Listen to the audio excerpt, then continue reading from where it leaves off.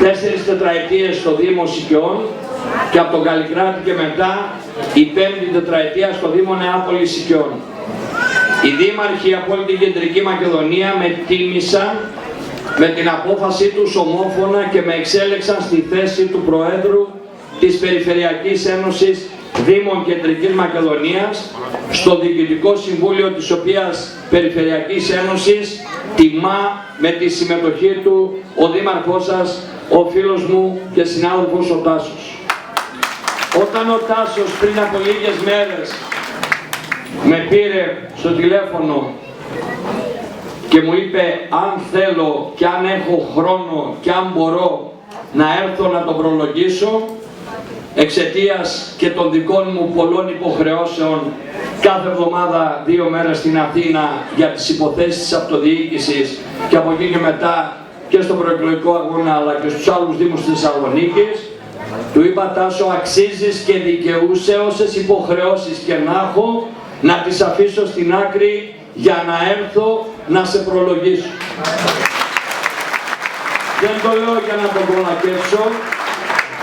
Εσείς το ξέρετε πιθανότατα καλύτερα και πιο κοντά από εμένα, αν και εγώ συμπλήρωσα σχεδόν 20 χρόνια από την γνωριμία με τον Τάσο, αλλά ο Τάσος ο Καραπατσός αξίζει και δικαιούται την αγάπη και την υποστήριξη και έχει την αγάπη και την υποστήριξη όλων των δημάρχων, όχι χατηρικά, αλλά γιατί έδειξε όλα αυτά τα χρόνια συμμετέχοντας στα συλλογικά όργανα της τοπικής αυτοδιοίκησης, έδειξε ότι είναι τίμιος, μεγάλη υπόθεση για την αυτοδιοίκηση, ότι είναι ειλικρινής, ότι είναι αγωνιστής, ότι είναι με μυαλό και αποτελεσματικός και ταυτόχρονα με κοινωνική ευαισθησία της πανηγυρική επανεκλογή από την πρώτη Κυριακή.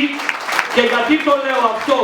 Γιατί δήμαρχος ο οποίος εκλέγεται με ισχυρή πλειοψηφία από την πρώτη Κυριακή έχει μεγαλύτερη δύναμη για την πόλη του.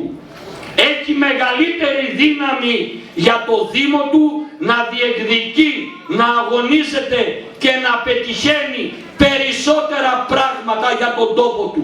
Δεν μπορεί εύκολα οι υπουργοί να αρνηθούν αυτά τα οποία ζητάει ένας δήμαρχος ο οποίος εκλέγεται από την πρώτη Κυριακή και με μεγάλη πλειοψηφία.